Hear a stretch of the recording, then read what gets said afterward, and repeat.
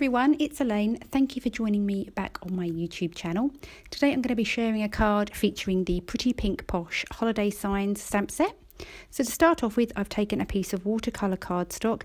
This is cut slightly larger than 5.5 by 4.25 and I'll be trimming that down later.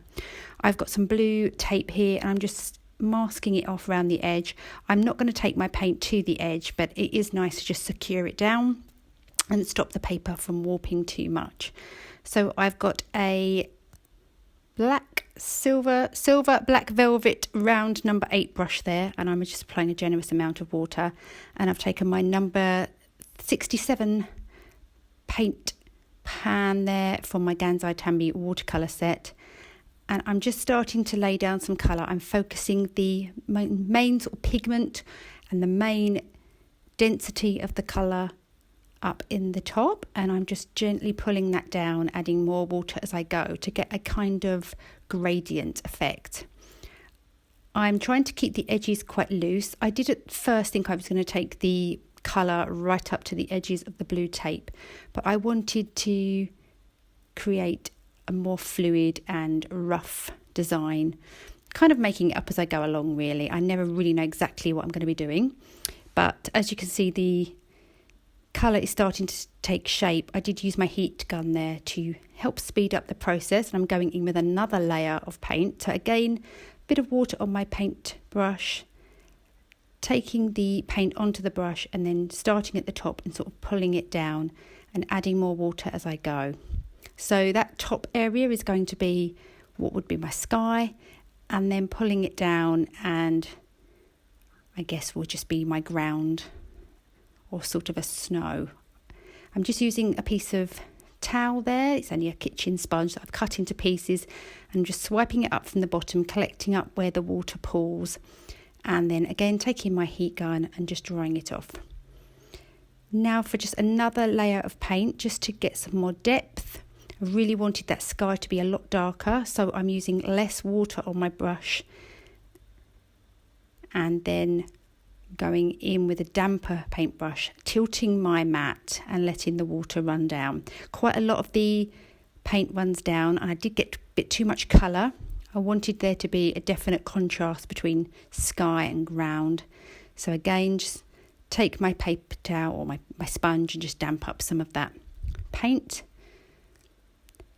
Just wiping my paintbrush on my sponge. And I probably just could have stopped messing about with it here, but I did leave that to dry and just went off and did some other things.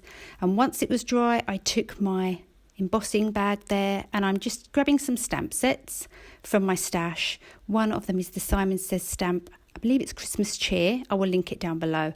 And I also used my Time for Tea Designs Christmas Deer stamp set because it's got some really lovely snowflake stamps in that set. So I've grabbed my acrylic block, and I'm starting off with the biggest snowflake. This is the one from the Simon Says stamp set. I'm using this Twinkle Puff, white Twinkle Puff embossing powder from Wow. I like to just start with 3 snowflakes, add the embossing powder, tap it off, and then add any more where I think is necessary. I'd rather add more than try and take them away. So just tapping off the excess there. And this is quite a rough textured embossing powder. So I found for the larger snowflakes it was great. But as my snowflakes get smaller, I did start to lose some of the detail. So using my heat gun there, I did have to hold my heat gun on them for quite some time to melt. But you can see they turn a really nice white, and they've got a really nice sparkle to them too, which is a bit difficult to catch on camera. But as I moved to these smaller snowflakes, I did use my Reindeer Superfine white embossing powder. And I just feel like they capture the detail of the snowflakes a lot better. And I generally use the Superfine white embossing powder for a lot of my white embossing powder needs. So once they were all melted, I'm going in with some white gouache because I felt like I really needed some nice small tiny snowflakes just to bring the scene together. So I popped a bit of that on an acrylic block, dampened it down with some water from my water dropper, and then I'm just tapping on that loosened gouache with a paintbrush, trying to focus it in the areas where there aren't the snowflakes. I wasn't too worried if it did get on the snowflakes, but I was trying to avoid them if possible. And that is my background scene now complete, so I can set that aside, and I'm just moving on to a very quick bit of colouring.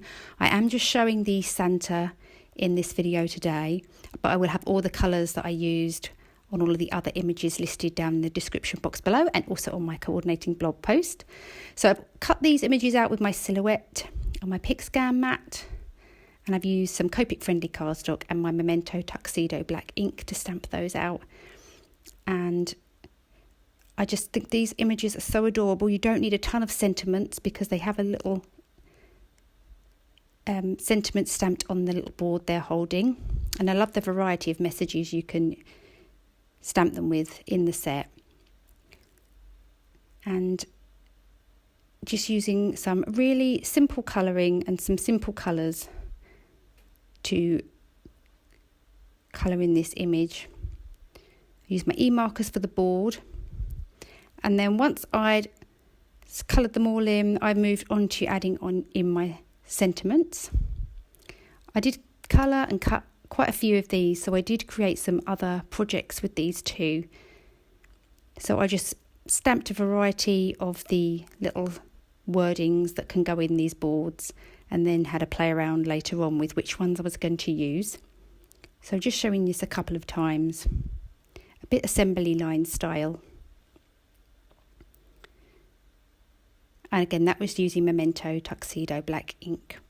Now, I didn't show this on camera for some reason, but I did trim down my watercoloured panel to slightly smaller than an A2 sized card. I'll have the exact measurement on the screen that I cut it down to.